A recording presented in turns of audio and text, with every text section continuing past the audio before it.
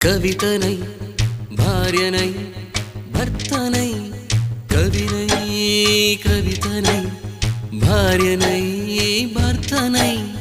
మల్లెల దారిలో మంచు ఎడారిలో మల్లెల దారిలో మంచు ఎడారిలో పన్నీటి జయగీతాల కన్నీటి జలపాతాల నాతో